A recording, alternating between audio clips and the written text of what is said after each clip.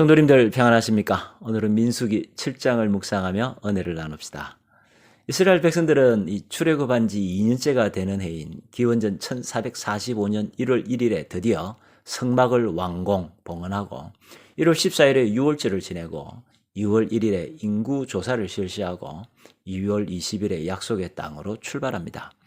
그러나 이 민수기는 제일 먼저 인구 조사를 먼저 민수기에는 1장에서 기록하고요. 이 성막 봉헌과 유월절을 뒤에 기록하는데요. 오늘 보면 7장과 8장은 바로 성막 봉헌에 관련된 내용입니다. 이 성막이 완공되었지만 그러나 예배를 드리기 전에 먼저 해야 할 일이 있었는데요. 그것은 성막의 모든 기구에 기름을 바르는 도유식이었습니다. 오늘 보면 민수기 7장 1절입니다. 모세가 장막 세우기를 꺼내고 그것에 기름을 발라 거룩히 구별하고 또 그 모든 기구와 제단과 그 모든 기물에 기름을 발라 거룩히 구별한 날에 이 성막 도유식에 사용되는 기름은 그냥 일반 기름이 아니라 이 올리브 기름에 몰약, 계피, 창포 등 이 고급 향료를 정확한 비율로 섞어서 만든 매우 특별한 기름이었습니다. 이 아무리 뛰어난 인간의 기술로 만들어진 물건이라 할지라도 그것을 그냥 예배에 사용할 수는 없고 이 반드시 성별하는 기름인 관유를 먼저 발라야 예배에 사용할 수가 있었습니다. 이 기름은 이 구별하여서 하나님의 것이 되었다라는 의미인데요. 이 메시아를 의미하는 헬라어 크리스토스가 바로 이 기름 부음을 받은 자라는 뜻입니다. 이스라엘 12지파의 족장 지도자들은 이 성막을 위한 헌물을 바쳤는데요. 이 한 사람이 소 한 마리씩 총 12마리의 소와 또 두 사람이 이 수레 한 개씩 총 6대의 수레를 봉헌하였습니다. 레위 지파인 게르손 족속에게 수레 2대와 소 4마리, 므라리 족속에게 수레 4대와 소 8마리를 주고 그런데 고앗 족속에게는 아무것도 주지 않습니다. 이 민수기 3장은 당시 레위의 첫째 아들 게르손은 장막과 덮개와 휘장을 담당하고 둘째 아들 고앗은 언약궤, 진설병, 등대, 향단, 제단과 성소의 기구들을 담당하고 이 막내인 셋째 아들 므라리가 성막의 널빤지와 부속물을 담당했다라고 기록합니다. 그런데 여기서 이 고앗 자손이 담당하는 언약궤와 성소의 기구들은 이 수레에 실을 수 없고 반드시 사람의 어깨에 메고 운반해야 하기 때문에 이 고앗 자손들에게는 수레와 소를 전혀 주지 않았던 것입니다. 이후에 이 다윗 시대의 언약궤를 예루살렘으로 운반할 때에 이 불미스러운 사건이 발생합니다. 이 당시 다윗은 언약궤 운반의 전권을 아비나답 우사 가족에게 맡겼는데요. 이 우사는 어깨에 메고 옮기는 것이 아니라 언약궤를 수레에 싣고 자신은 그 언약궤 옆에 앉아서 이동하였습니다. 그런데 나곤의 타작마당에서 소들이 날뛰자 우사가 흔들리는 언약궤를 손으로 붙잡았는데요. 하나님께서 우사를 치셔서 그 자리에서 죽임을 당합니다. 하나님께서 우리에게 요구하시는 것이 무엇일까요? 왜 하나님께서는 이 다윗은 필요하지도 않은 하나님의 집을 이 성전을 건축하겠다라고 했는데도 칭찬하여 주시고 왜 우사는 언약궤를 수레에 실어서 더 좋게 운반하려고 그것도 흔들리는 언약궤를 보호하려고 했을 뿐인데 진노하셨던 것일까요? 저는 개인적으로 이 다윗과 우사에게는 크게 두 가지의 차이가 있다라고 생각합니다. 이 첫째, 성막은 반드시 성막이어야 한다라고 하나님께서 말씀하시지 않았습니다.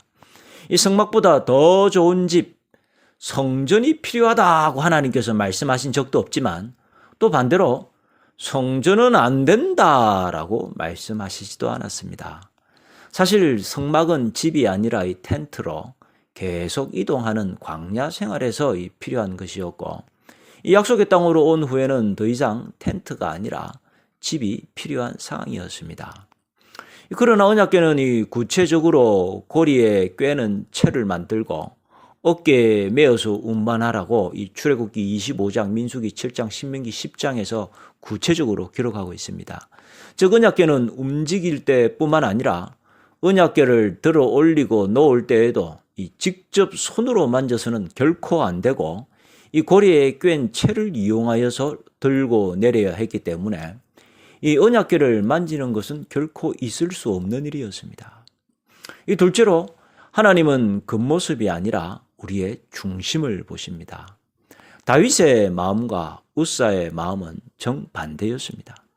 다윗은 어떻게 비천한 인간인 내가 하나님의 성막보다 더 좋은 백향목 왕궁에 살면서 하나님의 성막을 저렇게 초라하게 그냥 내버려 둘 수 있는가라는 이 낮고도 겸손한 마음, 오직 하나님의 영광만을 위한 마음이었습니다.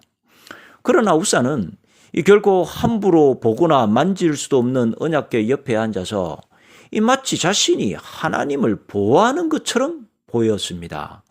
어깨에 매는 것보다도 훨씬 더 높고 더 멋진 새 술의 마차에 실어서 모든 사람들이 지켜볼 수 있도록 만들었습니다. 이 말이 봉사지 봉사가 아니었습니다. 우사는 자신을 내세우고 돋보이려는 마음이 더 컸습니다. 그러나 이 고아 자손들이 담당하는 언약궤와 이 성전의 기구들은 어깨에 메고 운반하는 것이었습니다.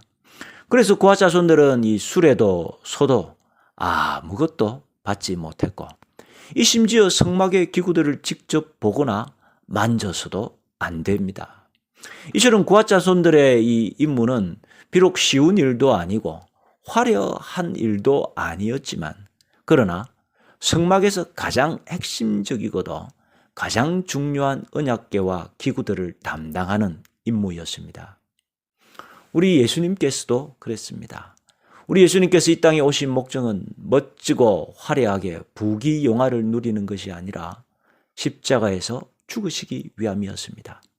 가장 고통스럽고 비참한 십자가의 길이었지만 그러나 그 길이 우리를 생명으로 인도하는 부활과 영생의 길이었습니다. 기도드리겠습니다.